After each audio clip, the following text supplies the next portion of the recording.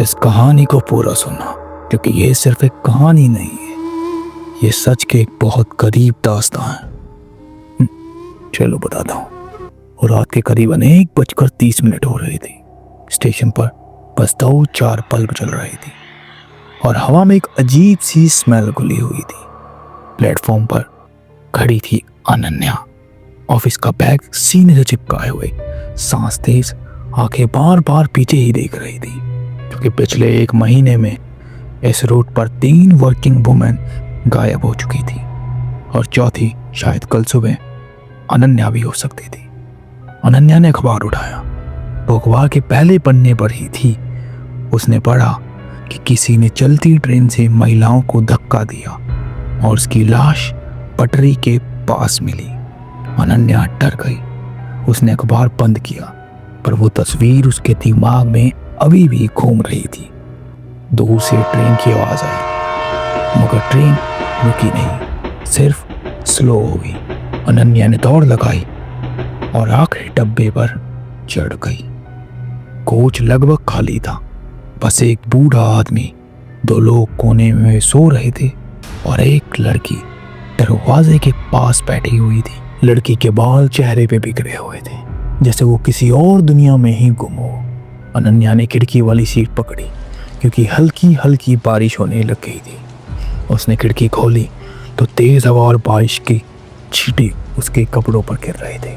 उसने तुरंत खिड़की बंद की। फिर करीबन 1:45 बजे ट्रेन ने स्पीड पकड़ ली, पर अनन्या का मन बहुत ही भारी हो रहा था। अचानक उसकी नजर सीट के नीचे पड़े अखबार पर गई। वही खबर, वही तस्वीर, और तस्वीर में चेहरा जाना पहचाना सा लग रहा था।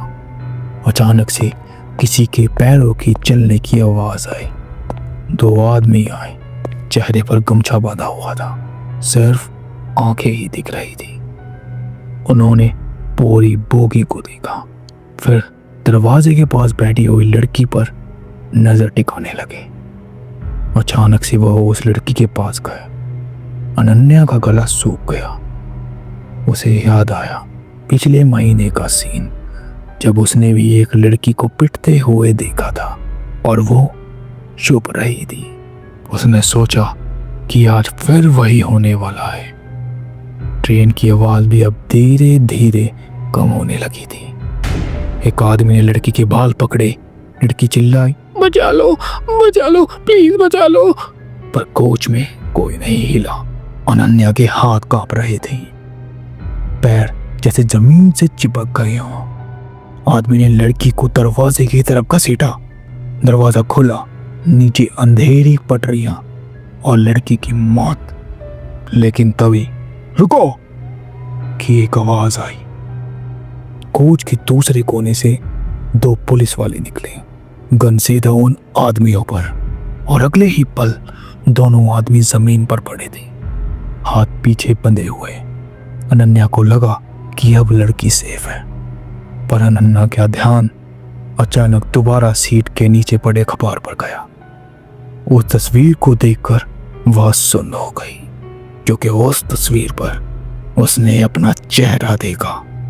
जी हाँ, पुलिस ने कहा, तुम कल तो बच गई थी, तो तुम आज विटनेस बनकर आई हो। ट्रेन अंधेरे में गायब हो रही थी और अनन्या समझ चुकी थी कि कभी कभी हम सिर्फ इसलिए जिंदा रहते हैं ताकि हम सच सामने ला सकें। अगर ये वीडियो आपको पसंद आया तो please hit the like button and subscribe to our channel, और ऐसे ही धमाकेदार और खौफनाक वीडियो के लिए हमें सब्सक्राइब करें।